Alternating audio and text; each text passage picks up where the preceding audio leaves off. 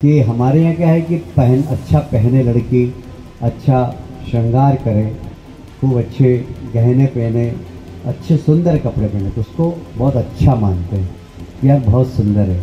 पर विदेश में जो कम कपड़े पहनती है ना, उसको अच्छा मानते हैं। अब उनकी सोच है, तो ऐसा कहते हैं कि भाई कम कपड़े पहनने वाली लड़की जिस प्रकार सुंदर होती, उसी प्रकार कम भाषण देने वाला नेता भी बहुत बढ़िया होता है।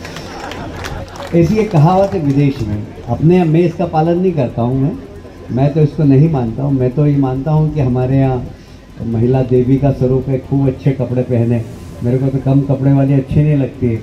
हाँ, मेरे से कई बार सेल्फी खिंचाने आती है बच्चियाँ, तो मैं कहता बेटा अच्छे कपड़े पहन के आना, फिर खिंचाना मेरे साथ, मैं मना कर देता हूँ। আমরা আমাদের মহিলাদের সম্মান করি এবং কৈলাস বিজয়বর্গীয় নামেই কৈলাস, কিন্তু ওই যে কৈলাস পর্বত থেকে যে মা গঙ্গা বেরোচ্ছেন, তাহলে তার মাথার উপরে কি আছে, তার মানে তার ভাষার মধ্যে কোনো শুদ্ধি, কোনো যুক্তি, কোনো সম্মান নেই। এখন প্রতিনিয়ত আমরা দেখছি যে তারা নারী এবং আমাদেরকে অপমান করেন।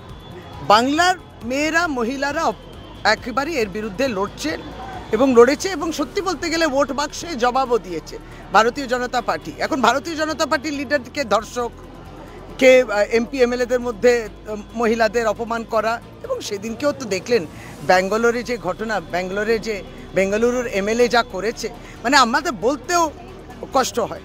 এবং সেই জায়গা থেকে দেখা যাচ্ছে যে একটি রাজনৈতিক দল তো তাদের কর্মকর্তারা, নেতারা যদি এই বক্তব্য, উক্তি কিংবা এই সমস্ত নারীদের হেনস্থা করা, তাদেরকে ধর্ষণ যদি করে, তার বিরুদ্ধে একটি রাজনৈতিক দল তো পদক্ষেপ নেবে, সেটাই মিসিং।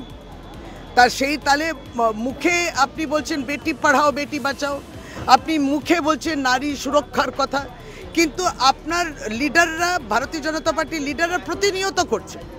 এবার যারা কংগ্রেসে ছিলেন গতকালকে, তারা আজকে ভারতীয় জনতা পার্টিতে গেছেন ওয়াশিং মেশিন, এবং তারপরে তারা মমতা বন্দ্যোপাধ্যায়কে যেভাবে কুৎসা করলেন, এর শেষটা বাংলার মানুষ নিশ্চয়ই ভোট বাক্সের মধ্যে জবাব দেবেন। এদের হাতে ক্ষমতা কেউ দেয়? এদের হাতে ক্ষমতা দিলে বাংলার নারীদের আর কি অস্মিতা থাকবে, কি ইজ্জত থাকবে, কি সম্মান থাকবে?